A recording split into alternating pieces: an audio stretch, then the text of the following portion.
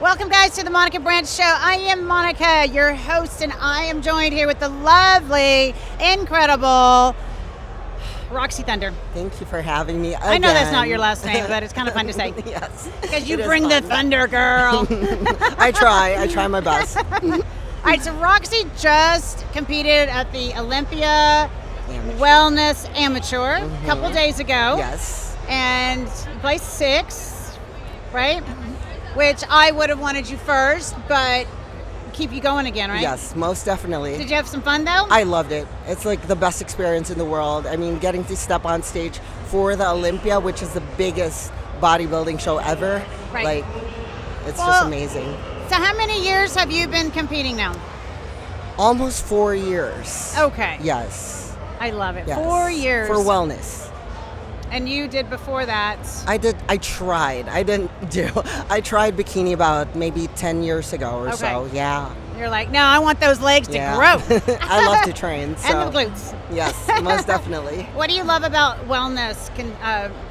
What's your favorite thing about wellness? Well, I love the beauty, the aesthetic, the shape, and also like the training that's part of it. Just because it's like we could train heavy, we could train hard, but still maintain that like very feminine, sexy, beautiful, but athletic look. So that's my favorite thing about wellness. That's awesome. So you have a lot of different dynamics about you. You're not just an athlete and competitor. Like you have a few different lives you lead. Yes. How do you do it all? I try to be better with my time management. It's like I'm very passionate about so many things that I can't just like stick to one thing, you know? It's like there's just so many like sports, you know, like bodybuilding, and then the politics, and then my day job, and then just helping people through like training and nutrition. So I just try to like figure out, you know, better time management because everything's pretty much a priority to me. Wow. Okay, so let's talk about, you have a corporate job. Mm-hmm. So what does that look like for you? So it's about a 8, 9, 10-hour day job, Monday to Friday, you know, just normal office jobs. So I have to like look like an office person. Office person. Very private, normal person. I don't know. Is it a career that you enjoy? I mean, I do like it. I do enjoy it. I wouldn't think it's like a career for me, but it's like I do enjoy it. I love the people I work with. I get to do that in my day job. Yes. Right. And then when do you actually have time to train the way you need to train? So I used to train always after work, but I found, you know, like for recovery, it's really hard for me. So now I train early in the morning. I wake up at 4 a.m. so I get my breakfast or my meal one, and then I get to train before I get to go to work. So. Okay. Well, so you have it done. Yes. So I guess at night, if you have to get cardio in, at least. Yes. And if I have clients at night too. Oh, goodness. So I train people after I get out of my day job, and then I also do my volunteer work for campaign. So let's talk about the little volunteer work you do there, because I don't know how you fit everything in, but somehow you do.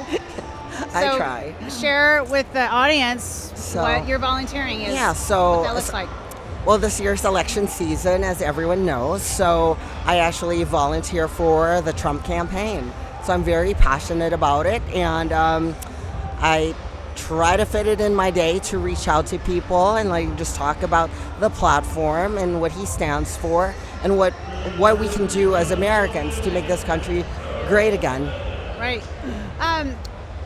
So I know you like to share, and you're helping people to understand, because you've talked to me about this a little bit, right? Yes. You're going to doors and you're asking if people understand or how to vote. Yes. Like some people don't know how to, right? Yes. So it's pretty shocking that You think? so many people don't know how to vote, even though, you know, they're not like new voters, like age-wise. So all I have to do is just like bring that awareness to them, let them know the convenient ways to vote, whether it's, well, first of all, to register to vote, and then the convenient ways to vote, whether it's mail-in or early in-person voting, or just going to the polls on November 5th for this year. Yeah. So I just help them figure out where to go, how to do it, and yeah. Do you find most people are receptive to you at the door? Initially not, just because everyone just has too much information on, the whole election. There's so much stress. There's so much crazy news out there. But once they get to know me and I get to know them, and I think that's my thing, it's like, it's not about me, it's about them and what we can do as Americans for our own country and for our own families. And when I start talking about that, they become very receptive. And so these supposedly short conversations turn into hours sometimes. Yeah. And then we just share information, personal information, so we could just talk about it even like after that first contact, I guess. Do people ask you to come into the house and visit? Yes, they do. They like actually do. Yeah. So what is your kind of time frame that, generally speaking, that you would spend with one person, like from the shortest to the longest? It's sometimes like about 15 minutes to something like even over an hour. And so sometimes I don't really expect to stay there for more than an hour, but then it's like you just get into conversations, knowing, like understanding what's going on with their families, because they love to share stuff people about like, themselves. Right? People want to talk about what they care about or what's important to them, and to me that's really important, having that connection with people.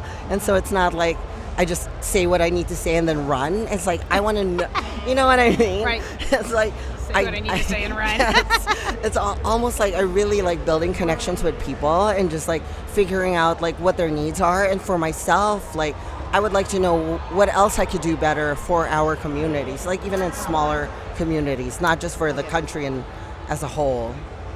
So that's awesome. I think that's pretty amazing. I don't know that I've met anyone else that I've met. I know there's a lot of people out there that do volunteer, but I don't know that I've ever met anyone else that actually goes in door to door still, right? Yeah, so it's pretty awesome. And I think it's like a lot of people, especially now with how, I guess it's almost kind of volatile, season. It's like a lot of people aren't really like too open to like stand up, like speak up and stand out, stand up for what they believe in just because.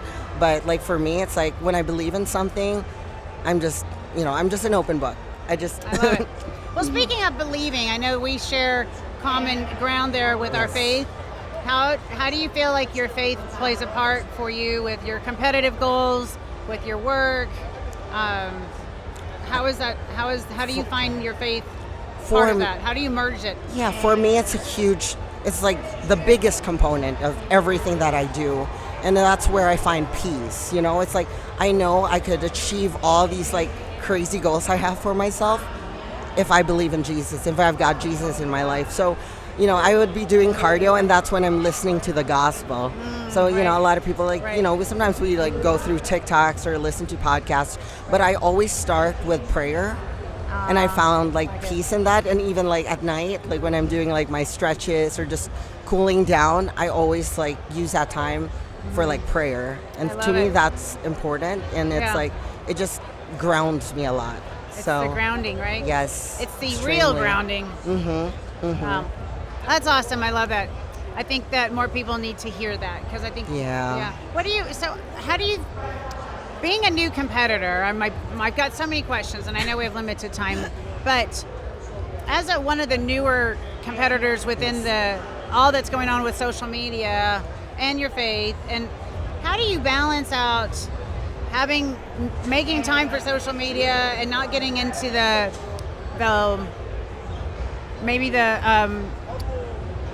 stream of having to always stay updated and on top of it and always showing everything, like people showing their food and how to make this and do that, and it's like I don't know that you can just be an athlete anymore. Like you have to be a creator or an influencer. You have to be an athlete, and then you have to be able to set up your lighting and cameras and all this. Like I get stressed out if I have to do some of that because or if I feel like I should do it or whatever, because then I'm like, it's too much information for me to juggle all of it, because I come from the old school where director of the magazine would call you up, hey, we need you to show up, and I just had to show up and they handled everything else, and now it looks like the athletes have to do everything. So it's like for me, I know, like initially when I had social media and then turned into an athlete and all that, like, do I compete with all these like influencers, but there's so many influencers that to me it doesn't feel real.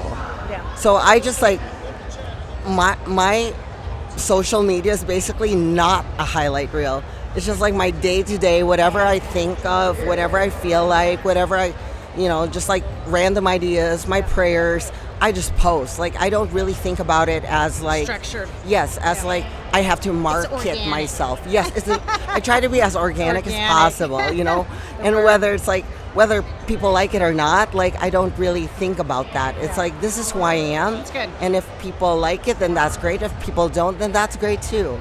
You know, because I like it. So it's less stress for yourself. Yes, it's definitely less stress, and I feel like it's more real. Yeah. And you'll attract the right people to you rather than just attracting people for what? You know, for something that's not real. Like, yeah. That's awesome. So 60th anniversary for the Olympia. Mm-hmm. How many Olympias have you made it now? 3 or 4.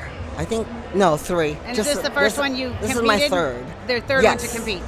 No, this is my third Olympia to attend. Okay. And this is my first one to compete at. Oh, so this is like really meaningful for me. Yes, of course. Okay, and then you're going to see the shows. Yes, most definitely. You'll watch the shows tonight. And what about the men's tomorrow too? Yes, tomorrow as well. Okay. But I'm actually more excited tonight. Oh yeah, all the girls, right? You can visualize yourself up there. Yes. See what's going on up there and how the girls perform in suits, and I get it. Yes. Very fun. So wellness still your favorite to watch too?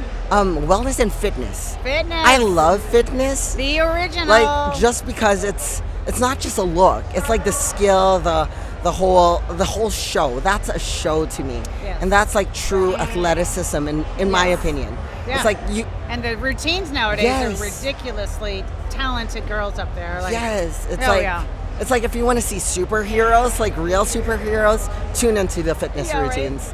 Right? That's the best. So. That's fun.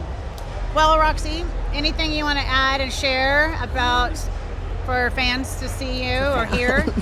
Well, follow me on social media. I'm very active on Instagram, Roxy Thunder. Whether you like bodybuilding, faith, or politics, scandalous things. Oh, you know what? I tagged you on something on Instagram, and it popped up a little. This account has been known to blah blah blah. Do you still want to proceed? I'm like, yeah. So I'm very shadow banned for a few years now on Instagram, on Facebook, everywhere. But I just keep going. I just speaking my truth, what I believe in. So it's not for everyone, but if it's for you, follow me. Yeah, I said yes, of course. I want to move forward at tagging Roxy Thunder. Yes. All right, well, thank you for joining here on the Monica Brant Show. Thank you guys for tuning in. We'll be back here, Olympia 60th anniversary with more amazing guests. StemRegen is professionally formulated for athletes for enhanced recovery, improved microcirculation, and smart cellular signaling. I attribute being an athlete to all of the years of this incredible journey I've had in the health and fitness industry.